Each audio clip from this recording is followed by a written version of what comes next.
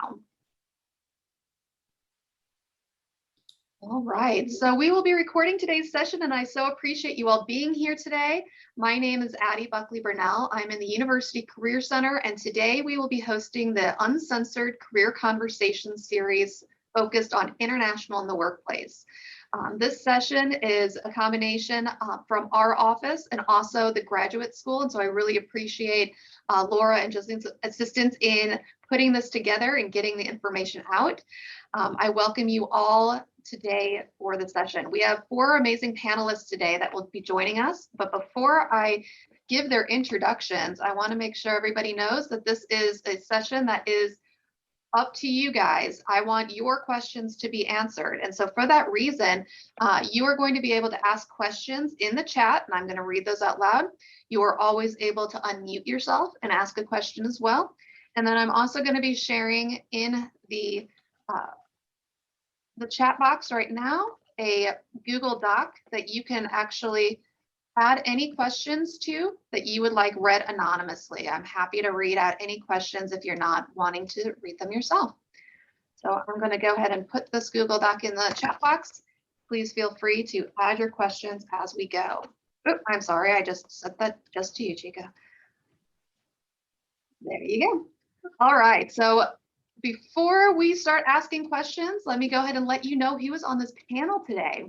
We have a great panel of international students turned international employees, and we are working today with Rafael Santiago. Rafael Santiago is born in Brazil, an Auburn student from 2015 to 2017 in the School of Forestry and Wildlife.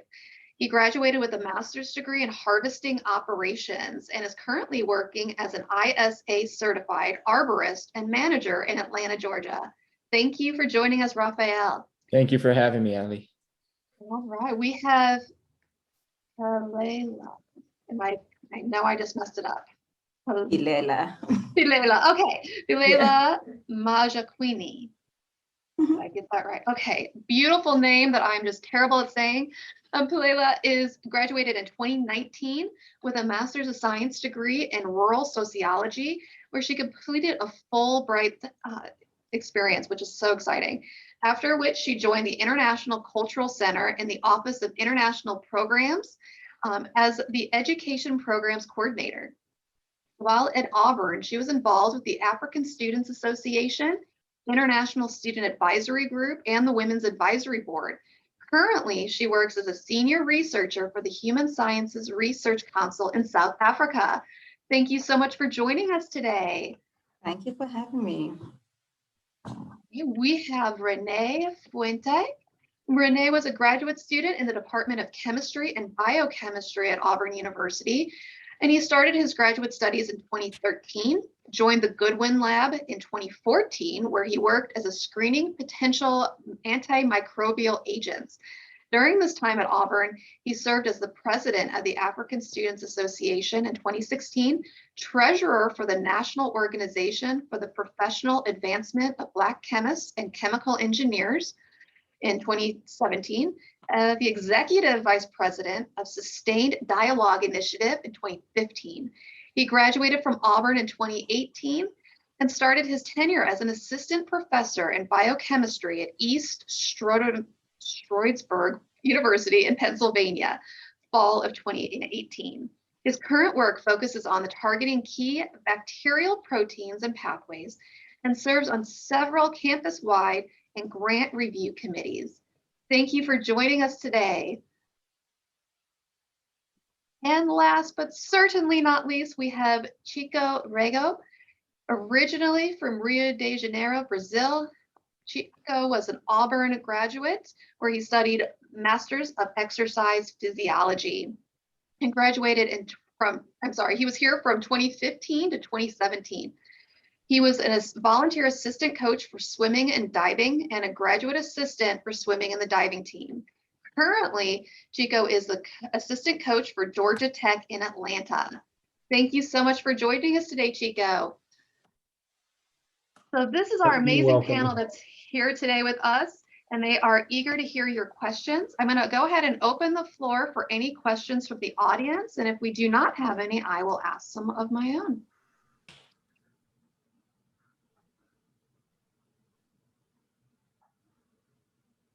Hey, Eddie, they can type the questions, right? Could they type? Yes, they can Okay. type in the questions as well. So if you are welcome to type in questions, you're able to add them to that Google sheet. And I will share the link one last time because I know some people were not on when I shared it the first time. There you go. Or you can unmute yourself.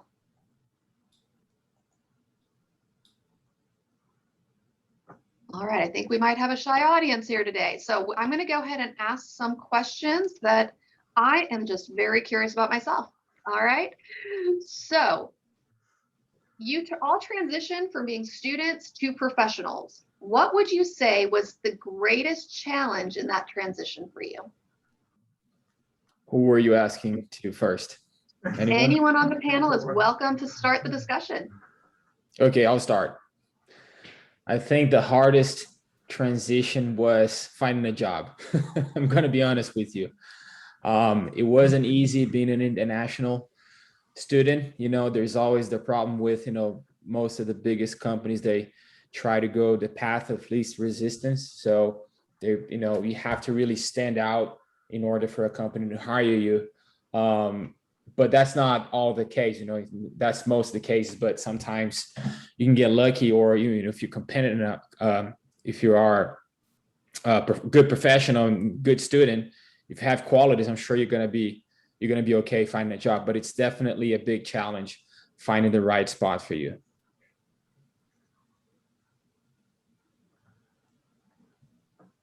I think I would definitely echo what Renee is saying. The whole trying to actually get a job is the first big challenge before you actually experience challenges in the workplace. I mean, one thing that I encountered a lot because I was on academic training. So first of all, with Fulbright, you have to get the job first before they can give you a quote unquote OPT card, which we call academic training. And you have a month to do that. So that's one. Secondly, you get job interviews sometimes, and then you have a good job interview, and the end they'll be like, well, do you have a green card? Or like, are you a citizen? And then you're like, no. They're like, okay, we will definitely call you again. But obviously you can just hear from the tone that that's not going to happen. You know, that's not what it is. And then just on a more trivial point, I think, of transitioning from being a student and working is like managing my time. So as a student, I could almost always call my family when I wanted to, because, you know, I was managing my time, especially when I was writing. But now being in an office from like 8:30 to 4:30, you cannot be like on a call, and then the time difference. So by the time I knock off work, everyone at home is sleeping. So there was a bit of strain in like the relationships, especially back home, which is very challenging because those type of relationships are some of the ones that like actually, you know, keep you going. So that's very trivial, but it was a thing, the whole shift now with how I manage time. I think one of the other things that could, you know, come as a challenge as you build out to that particular transition period where you go from, you know, being a student to being, you know, independent, is one of the things Pilela talked about, which is getting your OPT. Because that's one of the things that a lot of international students do not really know what to do when it gets to that point. And when it's towards the end of your degree and you see that there are so many other steps in the ladder for you to climb up to and say, okay, I have to do A, B, and C before I say, okay, I'm done, I'm graduating, and I'm going forward. It builds up the pressure, and that's one thing. It's like, oh, you have extra pressure in addition to you trying to finish the degree. Is okay, what comes after I walk that stage?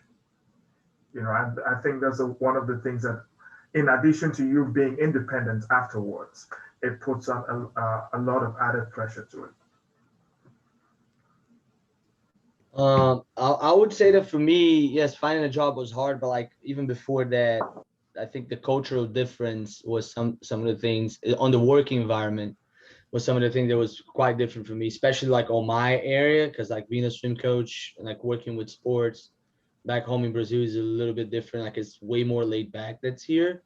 And here's too, like there's, I mean, it's not that we are unprofessional there, but like the professionalism that happens inside a regular office also happen on the pool deck or in competition and stuff like that. So like khaki pants and like shirts tucked in and all that kind of stuff, which for us back home is not that common. It's just so adapt to the culturally different like norm. It was one of the things that was a little bit like, I wouldn't say hard, but like it was interesting for me. I think those are all great points. I know we have a lot of students that have a huge challenge of overcoming the OPT piece. And then, of course, the cultural transition can be a huge challenge of adjusting. What other cultural differences have you seen in the workplace from what you were accustomed to previously? I'll start, I guess. So different culture. Can you repeat the question? Yeah, what other cultural differences have you noticed from being in the workplace in the United States versus what you were previously accustomed to?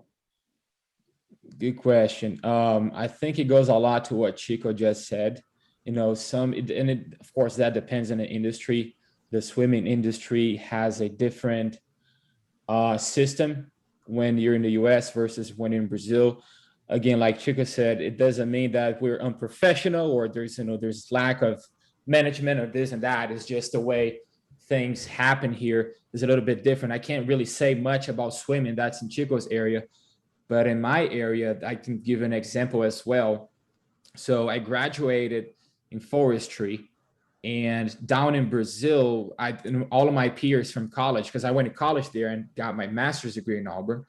So, and I never worked in Brazil really. I did some internships here and there, but based on what my peers, my colleagues tell me, it's they are working right now. They're working for the big pulp and paper factories, industries. So basically, I don't know if there's a lot of participants here. They're in the agricultural business or school or forestry school. But basically, I was prepared to work for the big pulp and paper mills and sawmills, et cetera. So we manage forests, we take trees down, and we produce lumber out of it. Here in Atlanta, I'm doing something different. I am working with what's called urban forestry. And what that is we're doing a lot of removal of dead and hazardous trees, especially before hurricanes, during and after. And we don't have hurricanes in Brazil. So that goes for one. I wouldn't have this job down there. There's no such a thing as an arborist in my country. So yes, I had to adapt to a new career, and I like what I'm doing, but it's certainly very different, especially because it's non-existent in Brazil. So.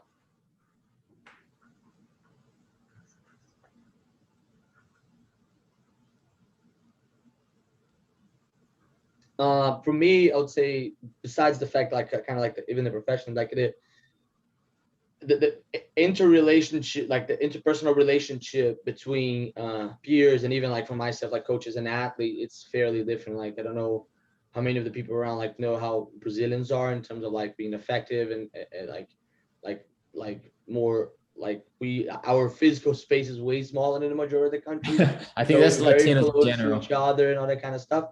So this, whether you want or not, is something that you got to get used to. You know, like we don't say hi from a distance when you get to a place. We either gonna hug each other, even if I never met you before. Like it's so this type of thing is also like, as much, it might not sound, but like when you get on a work environment that's like, it's very you're looking for professional, and people think this is unprofessional, that's inconvenient, whatever the word that you want to pick. And then, but like it's hard for them to, for sometimes people to understand that, like I was raised that way, you know, like I was unpolite if I didn't do that.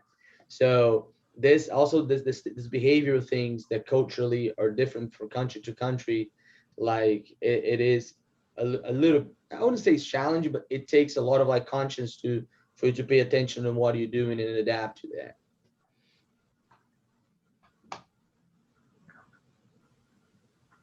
I think, well, I will address the disclaimer before I even start that, like, I was a student for the longest time before I started working. I'm for urban, so that was like my introduction to like a real job. But like what I would say is that it's quite different from what Chico said, because in my experience, things are a bit more chilled here, you know, like back home, what I know is that like if you an elder person, you probably won't call them by their name. There's not like you probably see people just at the end of their office party. Otherwise, after work, everyone goes their way. But here there's like donuts in the office, there's like Halloween, there's like, you know, there's things like that. So there's sort of the integration of like you and your colleagues and being able to call them on a first name basis. So that was like the cultural difference that I would say, which is not really like a challenge, which I don't think that the transition anyway is all challenges.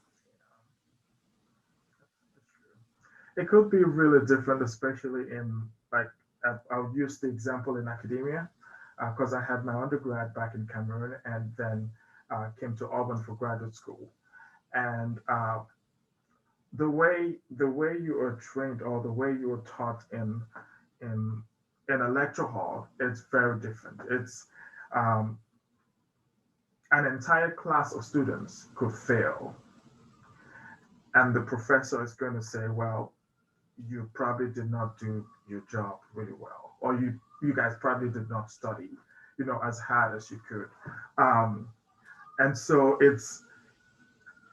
there is a lot of pressure that is put in on the students, and in as much as the faculty do their best to deliver the information, um, we started in a system where it was, you had a single exam for like 30% of your grade, and then the final exam was 70% of your grade, which made it almost impossible for students to perform at their best. Rather than, in the US system, it's split into, maybe 3 or so exams or 4, depending on the faculty, spread throughout the entire semester. We had one at the beginning of the semester and then a final exam, which was usually cumulative for 3 hours. And so you kind of see the shift in dynamics between your grades when you're back home and your grades when you're here. Like those are completely different. And I think that also, like, that's something I have to, for me personally, be conscious of. Because sometimes I feel like, oh, okay, this is what I went through when I was an undergrad. And I think, okay, my students should probably be doing the same, or should probably have the same training, but they're in a different culture. It's completely different. The curriculum is different. So I always have to check myself every single day, like, oh no, this is different. Adapt to this. Yeah, that's such a good point. The different systems of instruction make such a difference on where the ownership is and where the duties lie. Very good points too. I liked that aspect that everybody mentioned about the cultural norms being viewed as professional or unprofessional in a different lens. And I think that that's such an important piece that we all should remember, that considering things to be unprofessional may not be an actual unprofessional element. It may simply be a cultural norm that we are not familiar with. I think that's so important.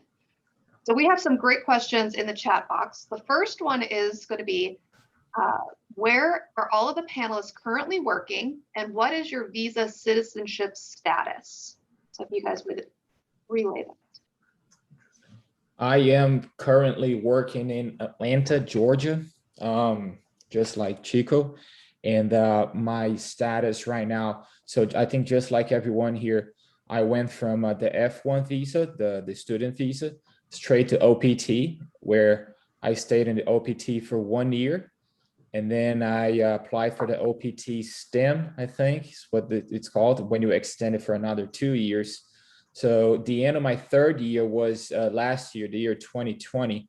And towards the end, I approached my employer and I asked him, hey, it's time for me to go. What are we going to do? What's the plan? And we finally came up with an idea to apply for the residency together through work. So we've gathered a team of lawyers, and we're trying to get the residency as opposed to, because a lot of people go straight, they try to go through the H-1B visa, I think, which is the worker's visa. But after the discussion that we had, we decided to go straight for the residency. So that's where I am right now. And the company I work for is called Premier Tree Solutions. Yeah, my route was quite similar to Raphael. So I went OPT STEM, but then I got married. So things sped up a little bit. And actually, Raphael was one of my groomsmen on my wedding. I met my wife in Auburn. She was in vet school in Auburn. I was in grad school. So we got married roughly 2 years ago. Like in September will be 2 years. And then I have a green card through that. So right now I'm on a temporary green card. And then like in March next year, we go to another interview to get the permanent green card, and I can apply for citizenship in 2023. So yeah, so I've been with a green card for a year and a half roughly. So yeah.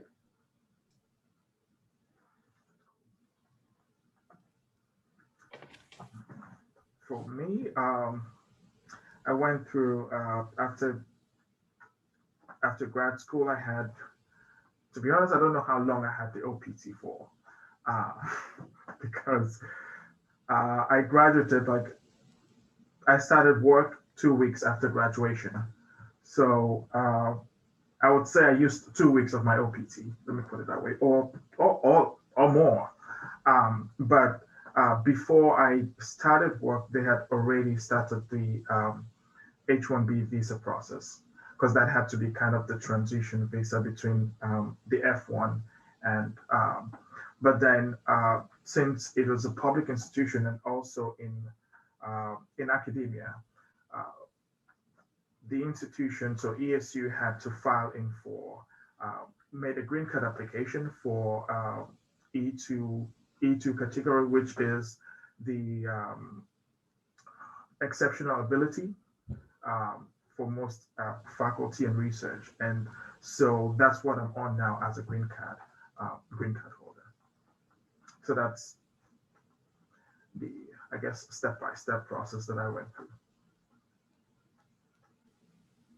So my situation is like completely different from all of them because I went straight home after my 18 months of academic training.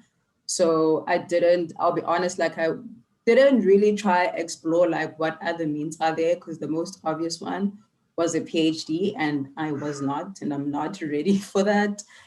So after my 18 months of academic training, I went home. So that's where I currently am. So I'm a citizen. All right. So as we see, lots of different pathways that could be taken afterward, and kind of depending on your situation, it might look very different.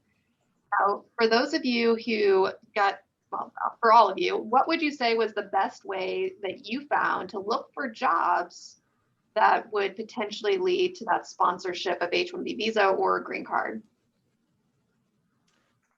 When you have the internet in your hands, I mean, you have everything. Everything I did was online. I was looking through every single job searching platform. The job that I'm currently at was a platform that I randomly found.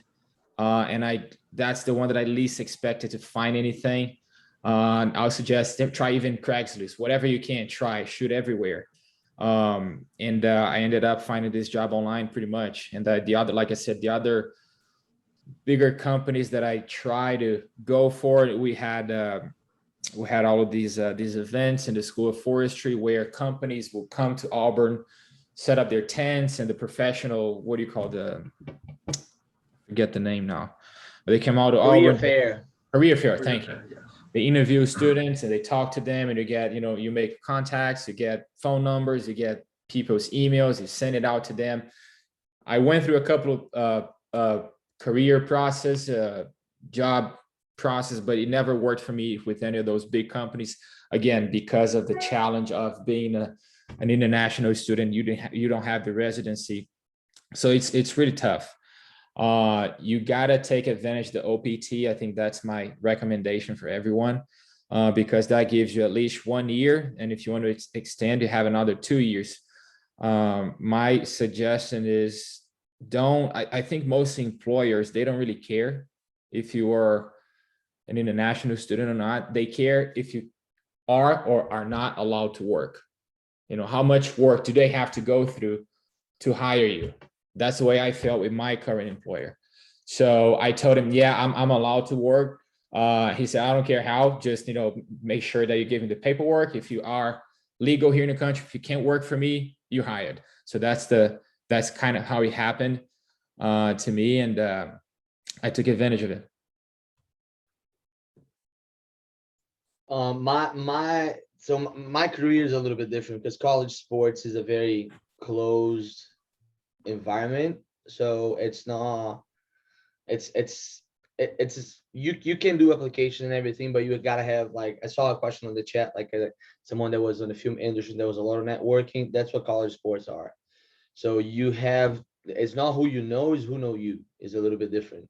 So I did, like, once I graduated and I got my OPT and everything, I did like maybe 36 job applications all through like Indeed and NCAA Market and like some other swimming websites that had job postings. And then I got, out of the 36 applications, I got two in-person interview and then one offer. So I went with the offer because I at the time, because of the OPT, I needed a full-time job. So I went with the offer. It was not on college sports. It was actually a club team, which ended up working out in Greenville, South Carolina, ended up working out well because my wife got a job there too. She's a veterinarian. And then for the current job that I have right now, it was purely networking. So my boss was recruiting out of the club that I was at, and then I straight up asked her for a position because she said she has a position open, and then I truly bluntly asked her a text message that I was interested. And then a month after she replied, brought me in an interview, and then things fell into place. But like the bottom line, and I was lucky because like it worked out too, because they have a couple Brazilians on the team, and then she wanted to connect to keep the connection with like the recruiting with Brazilians and all that kind of stuff. So it fit pretty well, but like it was totally out of networking. So there was not like this narrowing down process that you start like job like career like resumes and then down to interviews and whatever. It was straight up and that's it. You know, it's not that common in college sports, or normally the majority of the times when a position is open, especially like on state universities like Georgia Tech, Auburn, or something like that, they already know who they wanna hire. They're just open to go to the process and the 3 interviews that they're obligated to go, but like they already know who the person is.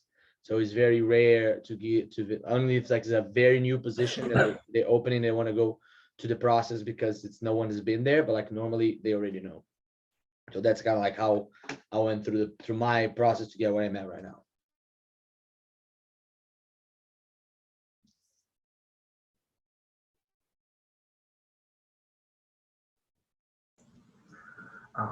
Let me offer a little bit slightly different perspective to probably those of you that are maybe scientists in the room. One of the things that you would want to do is attend conferences or meetings. I guess irrespective of your discipline, you do have local as well as national meetings. And in those meetings, you usually have companies that come in there to recruit students. So just make sure if you're going to a conference, go with a copy of your CV and also go with a copy of your resume. Okay? Those two things are slightly different. If you want me to ever review your CV or resume, that you could send it to me. But just make sure you go to any conference with those two things, such that you are ready if you happen to be there and they're looking for someone, or they're collecting CVs or resumes, or you have yours, you pull it out and you drop it in there.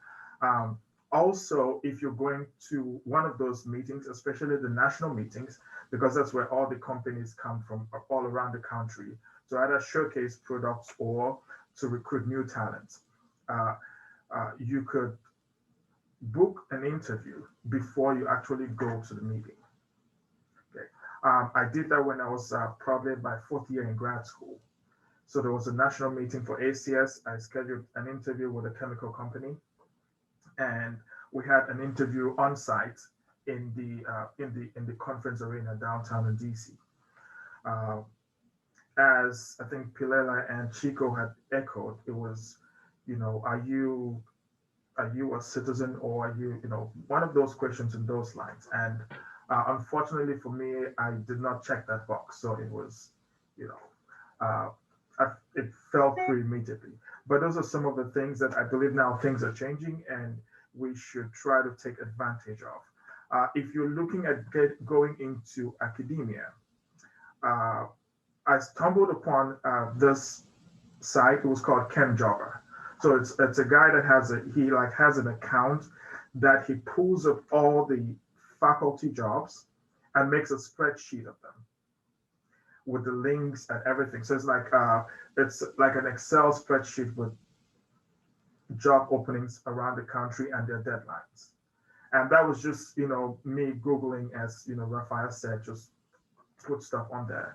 And I was able to go through a list of different schools and say, okay, this is the deadline. Let me start applying for this. And I just kept a track record of who I was applying for and the progress that was being made into who was sending a rec letter and things like that. So yes, just make use of those conferences and meetings as they come, or as we get out of, we go into the post-pandemic season. I wanted to pick up on what Renee just said. He mentioned something very important that I wish I had more discipline before. He said that keep track of the jobs you're applying for. I was applying to so many jobs and sending so many emails out there that I was applying for the same job twice, and it was a complete mess. So it was very embarrassing. Make sure you keep track of what you're trying to accomplish there, so you don't get lost on your goals. True. Let me just add one more thing before we go. In as much as you want to apply to as many jobs as possible, please take the time to always fine-tune your application to a particular position. Okay, don't have a blanket cover letter for everything. What is required for one job may not be the same requirement as it is for the other one. And it happens even with faculty. Like sometimes, like now I'm on the other side and hey, how did you miss that? But hey, it's you tend to see how there's one application package and someone submits it for every single position, and it's just going to hurt you if you do that. Just try to fine tune it to each of the different positions. There are going to be little tweaks that you're going to make based on the job description. And your CV too might have to have some adjustments, or your resume, depending on where you're applying to. And just as like a closing one, as you said, Renee, like network, like never underestimate the power of networking, like be involved if you can. I know grad school and just school in general can be really hectic, but you never know who you might meet with the things you do that might like link you up to your next job. Such a good point. No matter what industry you're in, networking is definitely going to be a useful tool in that process of finding positions. There were a few questions about kind of looking in academia or working in university settings. So I've put a couple of links to some good sites for you to check out for that as well in the chat box for anyone interested. All right, so we have some more questions here. How and when do you ask a company whether or not they offer H-1B visa sponsorship or green card sponsorship? Good question. I don't think it's a good idea to ask that right off the bat. They're getting to know you. I say this because I did ask. Some people here might have a different opinion than I have, but I feel like we tend to scare people off if you start saying, hey, I'm from Brazil, I'm from Colombia, I'm from South Africa, and I need a special care because of that. And then they have an American citizen that is just as professional and good student as you are. Like I said, I think they're going to go to the path of least resistance. So my suggestion is do the OPT. That's what the OPT is for, to make you available, to make you legal and allow you to work for any company you want. So leave the paperwork for later when after a few years, when you've already established a good position in your company, when you've already showed your boss how good you are at your job, make him like you first, and then you shoot for the whatever you need to ask him for, you know, residency, H-1B, whatever it is. Prove yourself first is what my suggestion. Just to make an analogy to that, I mean, I didn't go through this process because I didn't need an H-1B visa or a green card through my job, but like, it's just, we have the door open with the OPT for whatever company they wanted to bring it in. And then it's kind of like, if they have you and you show yourself being valuable, because it's a sales job, because a company to give a OPT, no, H-1B or a green card, they got to invest in you because it costs money. It costs, they got to sponsor you. So just by the word sponsor, you see what it is. So if they have you already, they will not want to lose you. So that's kind of just an analogy, like it's a product that you have in your house, and then it's due. You can either buy it or stop renting it, and then you might most likely going to buy if you actually like it and you use it a lot. So yeah, make the advantage of like putting yourself there extremely valuable, someone that is irreplaceable, so that you have, that's when you ask, like, because you need it no matter what. But yeah. Yeah. I think it's, you know, based on what Rafael and Chico just said, you want to do that, you know, I would say do that after you've had the offer. You don't want to do that during the interview process. But it depends on the company dynamic. Some of them are going to ask you before you even get to that part. You know, some companies might ask you if you're going to need it, and that would be a way for them to sieve and, you know, try to find, okay, are you going to be too much hassle for us to deal with? Because I'm saying that because I went through the same thing. But in academia, it's slightly different. That was, I'd say that was one of the conditions I gave them. But again, it was after the offer. So you kind of, when you have that negotiation period, is, you know, you put your offers on the table and you give them some time to think about it, and they also, you know, give you stuff to think about. And so you guys go back and forth and you negotiate on what your condition or what conditions are going to be. That was one of the things I asked for, but again, it was after the offer. Yeah. Good comment. I just wanted to pick on that you just said. I think I forgot to mention a few things. So yeah, there's a huge difference when you're going academia and, you know, a company. You know, it's two completely different things. And what I wanted to say is, by all means, I'm not telling you to lie. You have to say that, you know, if they ask, yes, I'm an international student. Yes, it involves a lot of paperwork. What I'm saying is, you don't have to go out there and start telling companies that. And again, versus academia, it's a different scenario. But when it comes to being hired by companies, you don't have to be that upfront. And if they don't ask you, I don't think you need to say anything. Just say, so take, for instance, with my current employer, he asked me, are you okay? Are you allowed to work? And I said, yes. For how long? And I said, for 1 year right now, that's an OPT. And I can extend that for 3 years. He said, we're good to go. Let's do it. If we have to figure out a way for you to stay, we'll do that later. But you got 3 years. That's plenty of time for me to get to know you, see how good you are. And then we go from there. So that's basically how things went with me.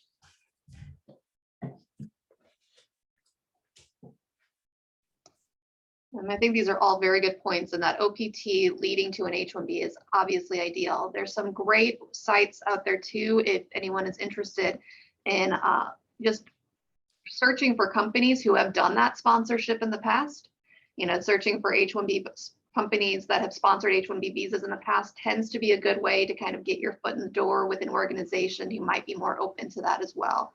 And you can utilize Career Shift and Going Global. Both you can find through Handshake in the resources tab, and both of them will let you search for those specific organizations. So please use those resources too.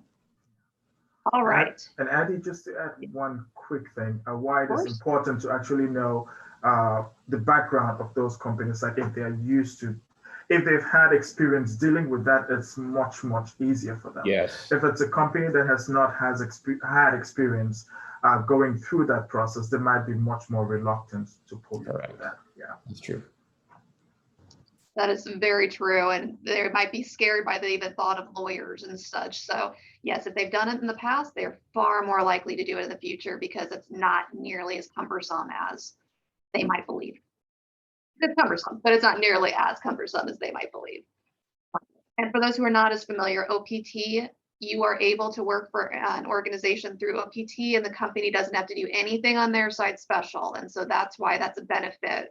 The OPT option allows for companies to let you work for them. You get paid just normal without them having to do anything on the back end. And so it's a great way to kind of prove yourself and set your foot in the door. So here are some more questions we have. Did you feel discriminated against for being an international in the workplace? I never have, no, never had any issues with that whatsoever. Yeah, me, especially like here at Georgia Tech, like the head volleyball coach is also Brazilian, the assistant coach is also Brazilian, like one of the track coaches is Russian. So like we are very, and the university itself, the institute itself here is extremely diverse. So like there's a big foreign population here. So for me, here was never a problem. I would say, oh, go ahead, Clara. Okay, no problem. I think definitely microaggressions, rather than like outright blatant racism.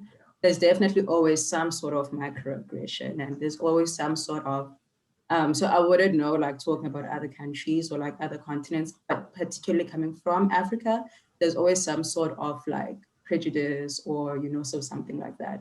And also I think there's just a culture, right, whereby people think that because you're not necessarily from the United States, you don't comprehend racism or you don't comprehend what discrimination would be.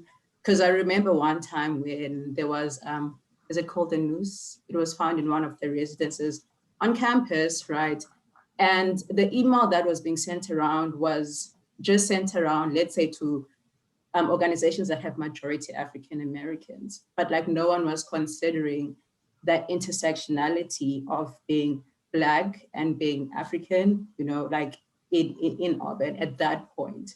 And then you also get also the fact that I don't think they're doing it deliberately, but workspaces as well do not think about that. They'd be like, okay, it's probably a student thing and it's probably, an African American thing. We don't have to worry about like our international colleagues type of thing. So that's another point, but microaggressions definitely, where you maybe always have to remind people, like, this is how you actually say my name, or like questions like that. So there's always like just microaggressions, but like outright blatant racism, no, I've never experienced that. But when you are being low-key disrespected. Yeah, that's let me go back to academia. There is like, as Pilela just mentioned, microaggressions. And then you kind of notice that there is some of your colleagues, there's an underlying assumption like, oh, okay, maybe English is not your first language, so you probably don't write it really well, or you probably don't understand it really well. And it's still, you tend to realize like, oh, I thought I was in a much more open environment where, if you're dealing with academics, they are versed with dealing with people of, different cultures and understanding the variations that come with different cultures. That's the assumption that I made, but it's not always the same with everybody. So you kind of pick it along the lines when people try to say, "Oh, I didn't know you could write like that," But hello, I've been writing English for over 2 decades, so it's just one of those things that they're probably not really doing it to be spiteful, but it's just, if you don't know, it may come off as someone trying to attack you, but it's just we all have that learning process to go through. Those assumptions come in if people think, oh, uh, they probably don't speak as well, they probably don't write English as well, and it's one of those things that you kind of have to navigate and also teach people about. Renee, you saying this made me remind. I think nowadays, yes, I don't have much problem, but like in the beginning, now looking back, I might have with accents and stuff like that, and people mocking you and making fun, and then like the first bounce back to like how many languages you speak, like that's well, the first thing that you want to talk back, just like get on top of it, which is not nice, but like it gets you frustrated a little bit, but like it did happen to me in the past. People just not understanding, not being kind of like helpful in terms of like, especially when I had just got in the country. I'll be honest, like after I met my wife, my English improved a lot because like I was daily basis with that, like dealing with it, like especially when I first got here, like it was kind of like a little bit rough too. And then yeah, people were not helpful. Like no, sometimes, like it was just like, I thought it was funny. Can you say that again? And something like that. I'm like, can you help me then to say it properly instead of just like keep asking to like say over and over again so you can laugh out of it type of thing. Yeah, but nowadays it's fine though. Very good points. And I think that aspect of the language barriers can cause lots of confusion, but also frustration for those who are speaking multiple languages and speaking to those of us who I have zero ability to speak any other language. So one of the questions we got here was, you speak English very well. What tips do you have for people with communication difficulties? Was it difficult for you to find a job if you don't speak the language? It's tough. And like Chico said, when I first got here, I couldn't speak as much as I do right now. In fact, if you go back 10 years ago, you can say 7 or 8 years ago, I moved here about 5 years ago. So back 7 years ago, I couldn't be having this conversation with you. So it takes a lot of, you got to practice, you got to train, you got to pay attention, you got to be willing to learn new terms and new words, and you got to read. I try to read a lot. All of those things help. I know I try to watch TV shows. I try to make my life, everything is English. I used to do that. Nowadays, I'm more comfortable. I can go back to, watching my shows from back home in Portuguese and all of that. But you got to put in the effort. And don't feel frustrated. It takes time. If you just moved here, if you're 6 months down the road, it takes longer than that. Hopefully with you, going to class and doing everything, living and breathing in English, at some point, you're going to start feeling more comfortable. And then by the time you graduate, hopefully you're going to be a lot better. And you're going to be able to talk to potential employers and things of that nature. But you got to put in the effort. That's all I can say. Or you can find an American girlfriend like Chico did. Yeah, I had a few, and it helps a lot. I mean, I'm married today, and I married a Brazilian girl, but I had a few American girlfriends, and it does help. I will tell you that. It does. Especially as the one that talk a lot. but to one of this point, like, I mean, again, I love my Brazilian community. Like Rafael and I, we were very, very close when we were in Auburn together there. That's why he ended up on my wedding party, one of the reasons. But like having your circle of people that are not from your native country, it's very extremely helpful. So when, for example, for me, when I got to Auburn, they still had the Science with No Border program. I don't know if anyone remembered that. Like there was a bunch of like Brazilians all over the US studying abroad and everything. And then there was a lot of Brazilians there, but I had my people from the coffee shop that I used to go to, which was across campus called Prevea Union. They're not in Auburn anymore, unfortunately.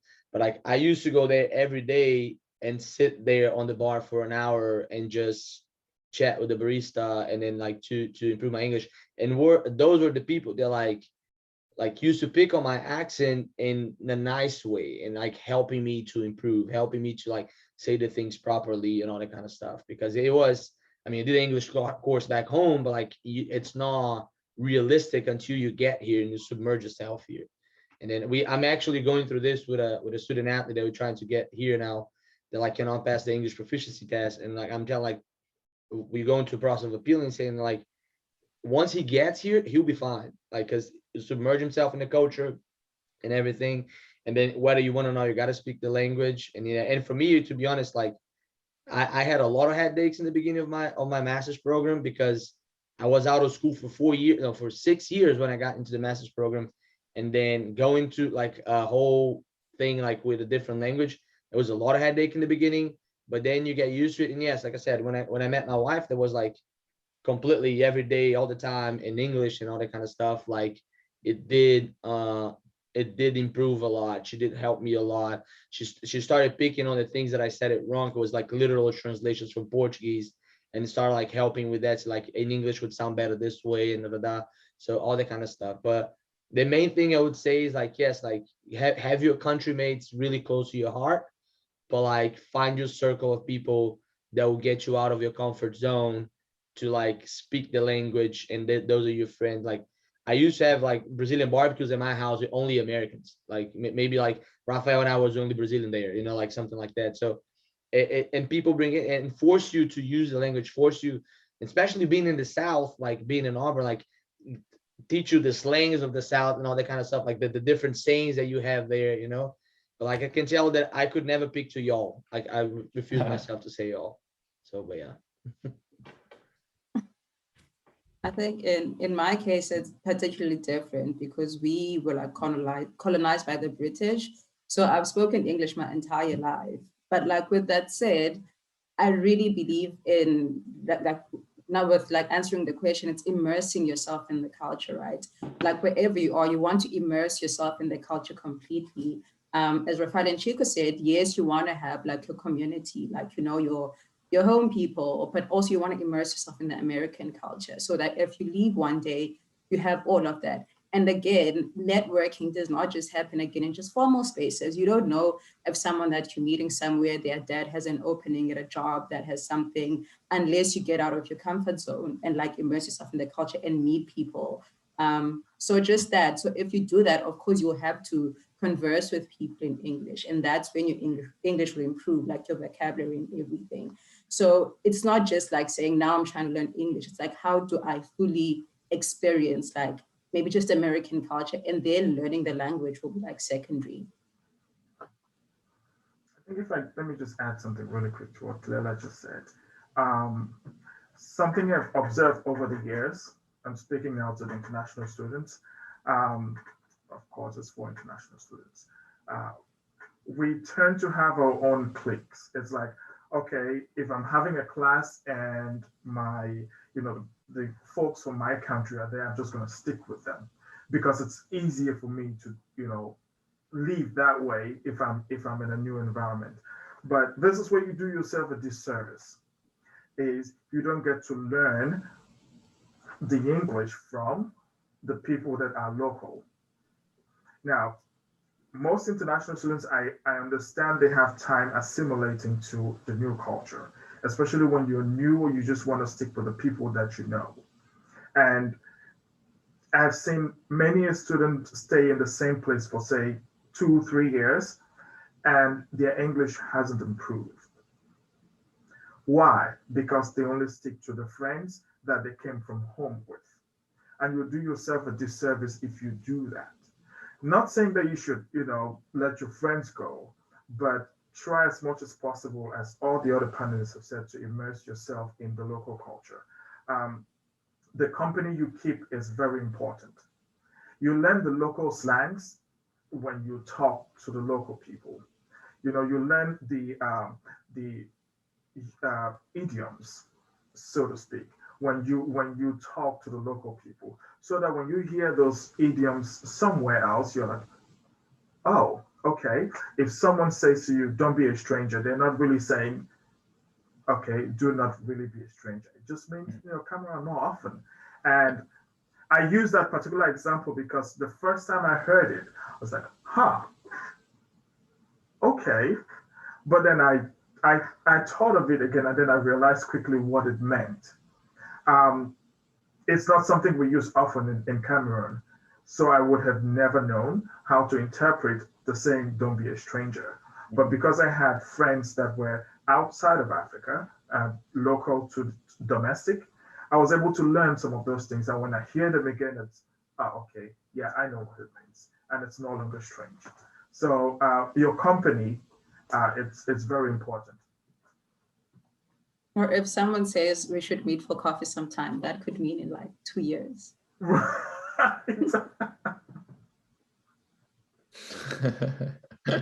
Good point. Sometimes it means never. Yeah. Sometimes it means never. See you soon. Do that. No, we have no intention of actually doing that. It's amazing how regionally some of these things can change too. It's very interesting to hear. All right, so you all have gone off to work with organizations, and I'm going to go ahead and go out on a limb here and say that you didn't just randomly select the organizations that you're working for. What were some of the things that you looked for in organizations other than the OPT sponsorship that made that organization appealing to you to work with? Like characteristics I'll look for? Characteristics or benefits that they offer, Benefits. what types of things made them appealing for you? Okay, I was, again, it goes back to the being an international student problem. You know, I was going after companies that had some type of opening or had the experience of hiring international students in the past. But I wasn't very lucky finding these companies. So I, it got to a point where, again, I'm sorry, I'm going to go back to everything we've already discussed, but I had on my resume, big and bold, international student, holder of OPT, blah, blah, blah, blah, blah. And then it took my major professor to come out to me and say, you don't have to say any of that. Just take it out. Just don't say anything about that. Just try to get an interview first, see if they like you. Then you start developing that, talking about that. So that's what I did. And I finally got in a few interviews. And the characteristics and the benefits I was looking for after I was past that point of the green card, et cetera, was obviously salary was number one. Flexibility at work, what type of career I would, because even doing forestry have several routes you can go, and I kind of wanted to stay. 90% of forestry, you're going to have to go out, live in the country and manage big tracts of forest, pine trees and eucalyptus and things of that nature. So, and I wanted to stay in the city. So I was looking for some company that would work with urban trees, with urban forestry, and finally found the company that I'm currently working for. And, there are several points you have to analyze in order to make a decision if you want to go that route, if you want to be hired by that company. And I guess you get all of these answers when you speak to your employer, when you speak to your boss. They're going to give you benefits, dental, medical, salary, the position you're going to be in. If there is any room for growth, I think that's very important. Can you develop? Can you evolve in your career? That's extremely important. Hours of work and other things of that nature. So it wasn't just salary, of course, it was a big factor, but you put everything together and that's how you make a decision. And just to echo what Rafael is saying, I think a company or like wherever you're going to work, where you are allowed to grow and like even the space to exercise your own skills and like your own knowledge and like your own mind is very fulfilling. And I think that was one of the favorite things about like where I work, like we were given the space to grow in our careers and not like clipped at our wings. I think that's very important because you don't just want to go out of grad school and like be at like a dead end job that you really hate, And another thing that we really can't run away from though is you do want to be comfortable, right? You do want to live comfortably. You don't want to live from like hand to mouth, like, it's still your student days. So that's like definitely a factor. And I think the Career Center can help you with those negotiations. But yeah, definitely like where you want to grow and like the money, like what are they offering you? What benefits are they offering you? Yeah. Also count into the kind of jobs that you're looking for and the kind of jobs that you end up staying. also just to add to the list of things that, Rafael and Pilela have already added, said, you also want to look at how do they support their new hires. That is going to give you an idea of, if this company actually wants you to succeed, or if this new area actually wants you to succeed. If they give mentors to their new hires to, help them become familiar with the new environment first. That's one of the ways you can know that they actually have their employees at heart first. So like support, do they have a good support system for their staff? The other thing too, you also want to look at,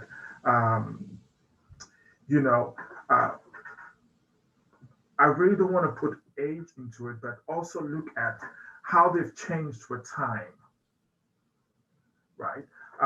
Because there's always that gap in some companies where you want to see it's going to be probably people of a certain generation, and are they going to want to expand to allow younger folks come in, or people of a more diverse background come in and bring more change? If that is what you see them doing, then that's probably a good sign. If you see no indication of that, then you may want to rethink if that is a place where you would want to go to. It all goes back again to like support and growth. Are they going to have that system to help you grow? Yeah, I mean, my experience was a little bit more reckless than the majority of everybody because what I was looking for was for a job. So, and then again, not really, kind of like to this point, like before because I was set on club team that I was at, but to move from there, I want to move to a Power 5 school, which is like what Georgia Tech is into, like with a program that was the level that would put me on my career goals. It would be like, because I want to put people in the Olympic Games. That's the bottom line of what I want out of my career. So, and Georgia Tech had it. So I had this opportunity. So, but it was not that, like, because being really honest, like I didn't have the luxury of like pick what I wanted to go, because like, again, college athletics is a very, very, very close niche. Like if you have the opportunity, you gotta go for it. So that's pretty much what I had. And to be honest, like I hit the jackpot because I love what I'm at. Like I love my coworkers. This is very important for me, like my relationship with people and all that kind of stuff. And the athletes that we have here too. And then like Rafael said, like I'm from Rio, Brazil. So being in a city, it's great for me. I was born in the concrete jungle, like that's what it is. So being here, and then Atlanta, especially because they have a big Brazilian community here. So I don't have, other than my parents, there's nothing that I cannot find here that we have in Brazil. So it's for me, it was perfect there. But like I didn't have, and then yes, like benefits, salary, and all that kind of stuff. But like I was not as much of like picky on the salary part of it, because again, this goes for the opportunity, with the open opportunity that show up in front of you.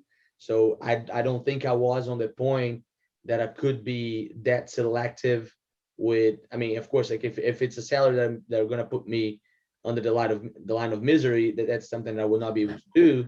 But like if it's a salary that will give me like the minimum, like the things that I can live out of, it'll be fine, because I feed off on my job pretty well.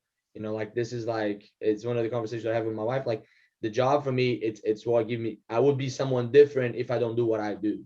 So it's very important for me that, so I can balance out like my love for what I do with the money that I make out of it. So that's, and I guess like in the future, maybe you're going to get better and better.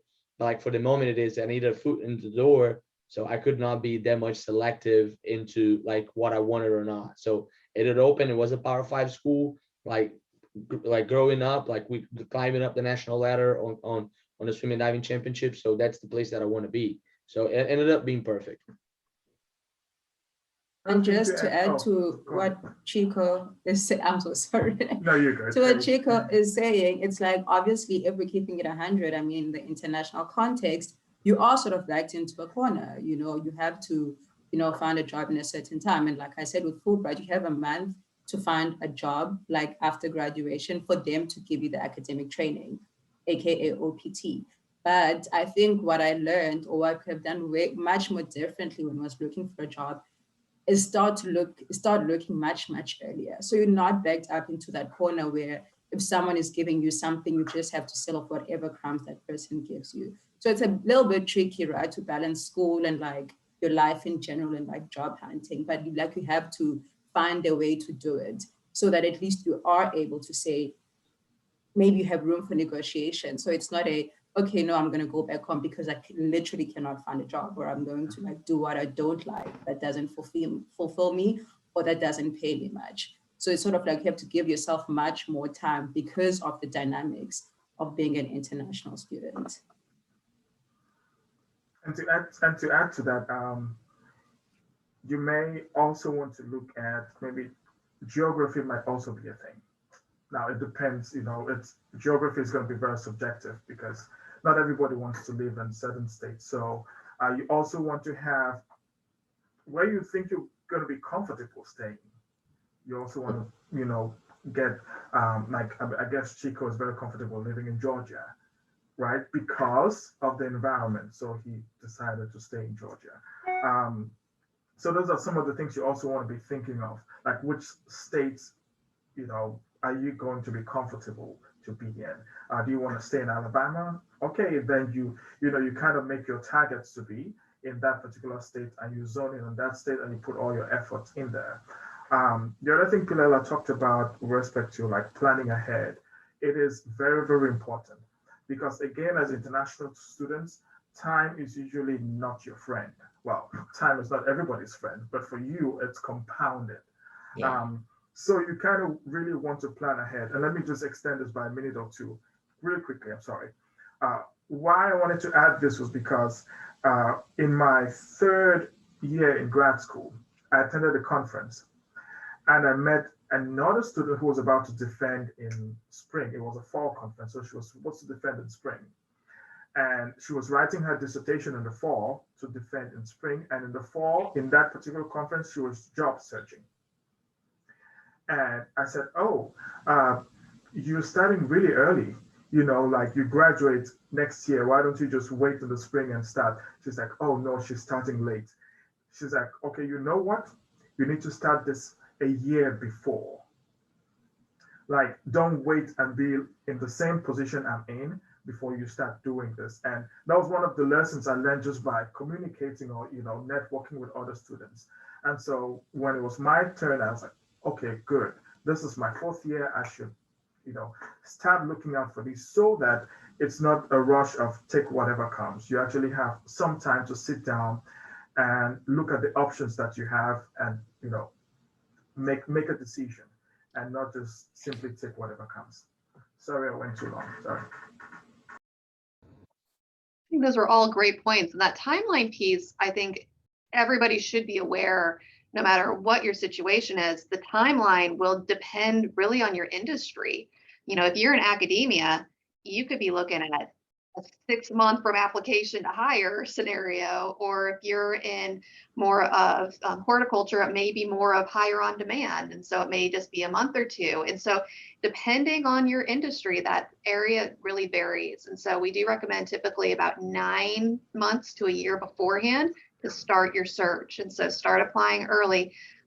Certain industries, like for instance, accounting, are going to do all of their hiring in the fall semester for May graduates. And so these are things that you want to be aware of. And if you don't know the timeline for your specific goals, talk to the Career Center because we're happy to help you figure that out, because it's very confusing and can be very difficult to do. I'm also hearing from everybody that depending on your own personal career goals, those values change dramatically about what the highest ranking order of what you're looking for in an employer is going to be. And so for everyone on this call, I hope you realize that it may be salary. That might be number one. It may be the experience and getting that experience to lead to the next job, or location, or whatever your own particular value system is. There's nothing wrong with it. Just make sure that you let that guide your search. So all really great points here. Now, for all of you, you mentioned kind of that liking the people that you're around, building that network, liking your surroundings. How is it, or what suggestions would you give new professionals who are trying to build their network or build that support system in a new place? That will go back to what Renee already said. Attend the conferences as much as you possibly can. Try to talk to people. Don't be shy. I know we've already talked about it. Language is a big thing. If you're shy and you're shy in a different language, that's even tougher. I get that. I've been there. I'm not particularly shy, but I remember when I was going through everything was new to me. I didn't really talk to people much because I was shy and I was afraid I was going to make a mistake when I was talking. Don't be that person, try to expose yourself, talk to as many professionals in the area as possibly can. Ask for help from your major professor. I had Dr. Gallagher back in Auburn. He was of great help for me. He took me everywhere. He sent a bunch of emails. He asked me what I wanted to do. So I don't know what type of relationship you have with your professor right now, but it's always good to explore that take advantage of that, because most professors, they have a lot of contacts, and it's always a good way to network with people.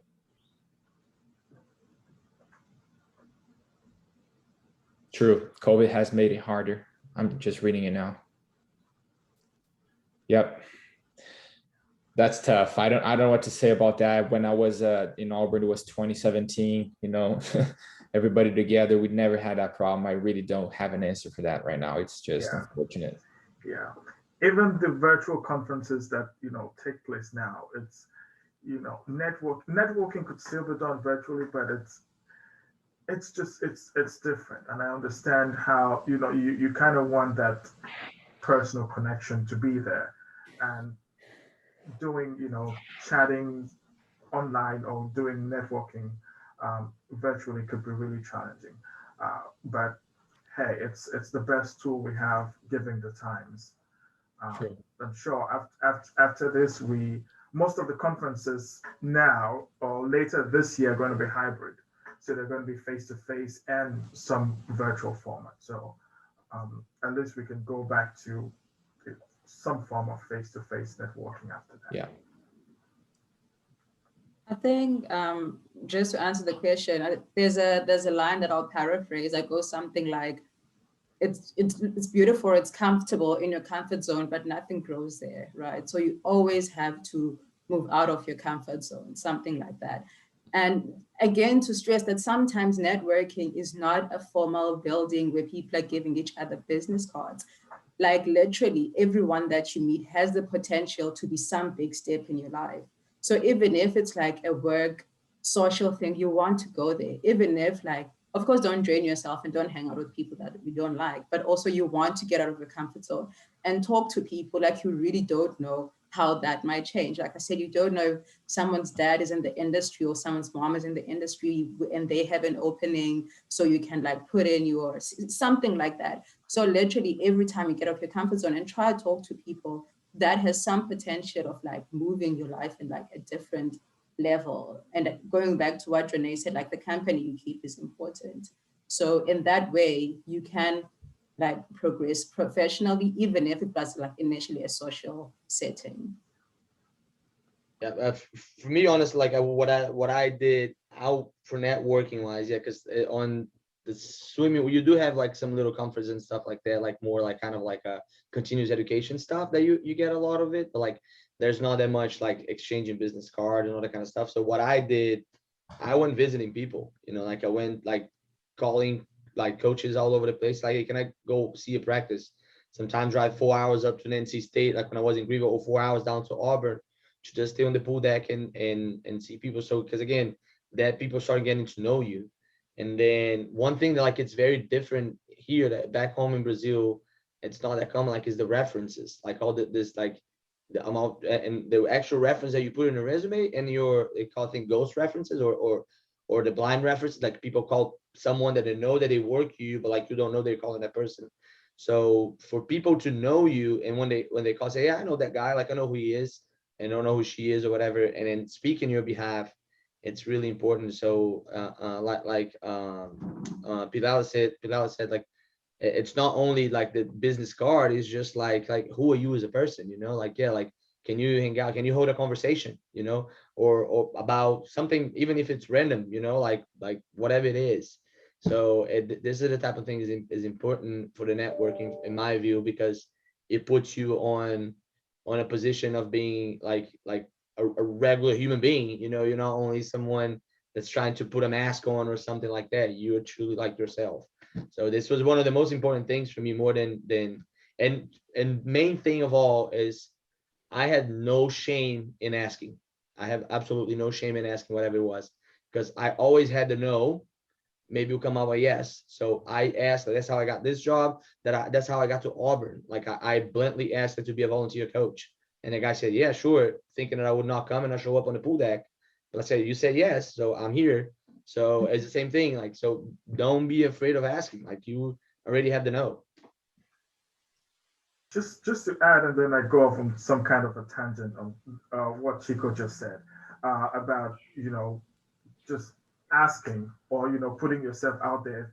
The same thing that Pilela just said is, for those of you that, you know, if you're thinking 2, 3, 4, 5 years from now, if you're going to be applying for an NIW, so like the National Interest Waiver, a lot of postdocs do that to get a green card. What they typically require, or what your lawyer is going to require of you, is to submit, I think, 8 to 9 rec letters, and stand corrected.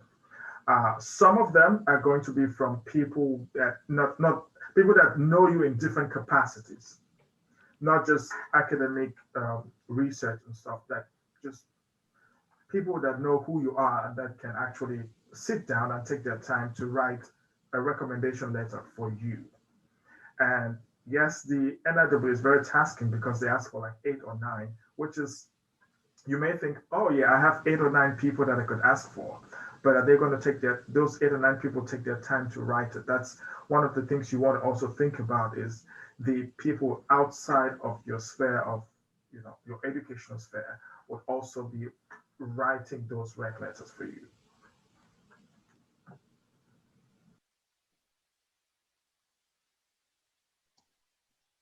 I think common theme that I'm hearing is really getting out of your comfort zone, talking to people, making sure that you're making those connections, that people get to know you by you getting to know them. I think that's a big theme here. And you're right, those references are incredibly important. And for every job, you're going to need 3 to 5 of them, every grad school application, everything. And so making sure that you really do get to know people will be very beneficial. Now, we have time for just one more question. I'm going to ask you guys, what is one thing you wish you would have known coming out of school that you know now that you think would benefit the students on the call?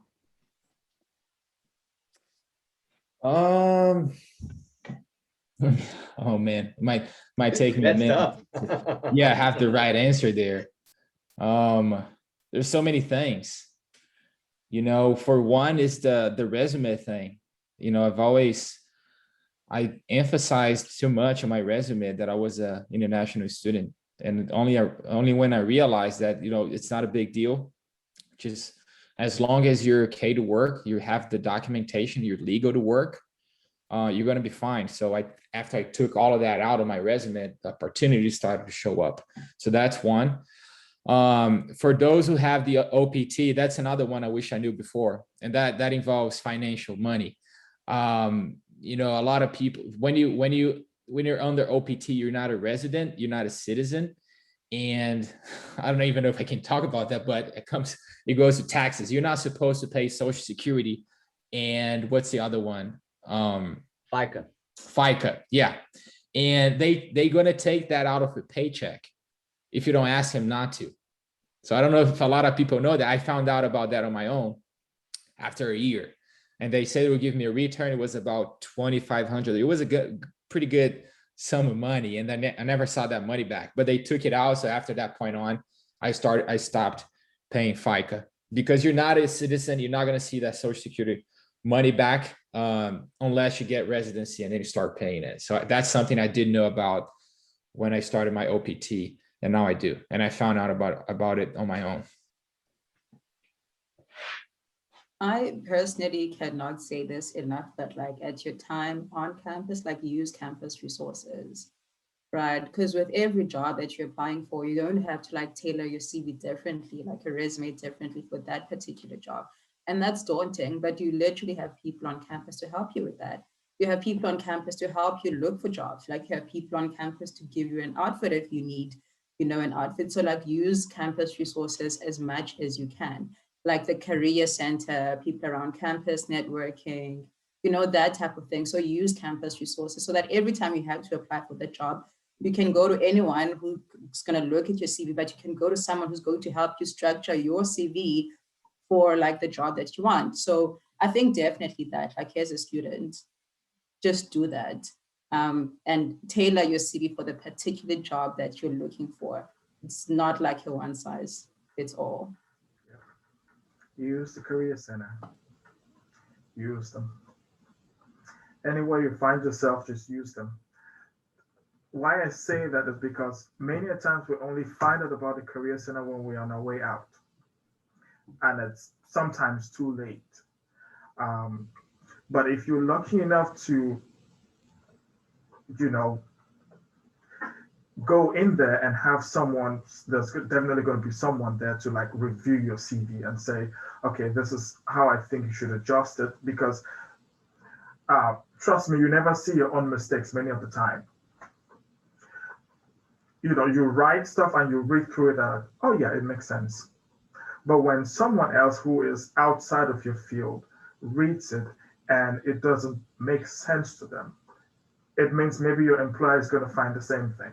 So you need that external or that non-expert eye in that particular area to go through those things. And the Career Center doesn't only review CVs. I think they also review cover letters. So application package altogether. Let me use that term. The application package that can help you. They can also help you with interview practice, which I only heard that when it was late because, again, my fault. But again, please just, as Pilela said, make use of them. I did not know that if you did not use the entire year of your APT, Auburn is going to refund you. So an OPT is for what, a year if you apply for it, and if you don't use up that entire year, you could contact OIP, and they're going to send you a refund check for like how much. I don't know how they calculate or how those deductions are made, but they're going to send you a refund. I only heard that from a friend, and then I sent them an email and they sent me a refund. But so that's something you can do if you didn't use an entire year of your OPT. Interesting. My piece of advice is pretty like, I don't even know if like anything really specific to international or any career, is don't be afraid to contact the top people on where you want to go on your realm of like an interest or whatever. I mean, you can shoot an email, it's fine. Maybe they will not read it, maybe they will reply, and they reply more often than you think. So don't be afraid. Like if there's that dream place that you want to work at, and then you can find the head person work email there, shoot them an email and start creating connections there because you might end up there. Mm-hmm. That's actually a very good point because they're more likely to respond to you than the person who's at your level because you're not a threat to them. Exactly. You're not their competition. Yeah, you got to Very take good your point. shots. Mm-hmm. Well, I think that this was incredibly helpful information. Thank you all for spending the time with us today to answer all of these questions. This recording will be available to you on the Uncensored Career Conversations site, probably about 5 o'clock tonight. I'll have that up there for you if anyone wants to review any of this information. I want to thank our panelists so much for joining us today. And for anyone who's interested, the next panel discussion will be on the 22nd, and it'll be multiracial in the workplace. And so we'll be having panelists who have multiple identities that are going to be speaking to us about their experiences. So thank you all so much for your time today. Have a wonderful rest of your week. Thank you for having us. Thanks for having Thank us. you. Thank you. Thank you. Thank you.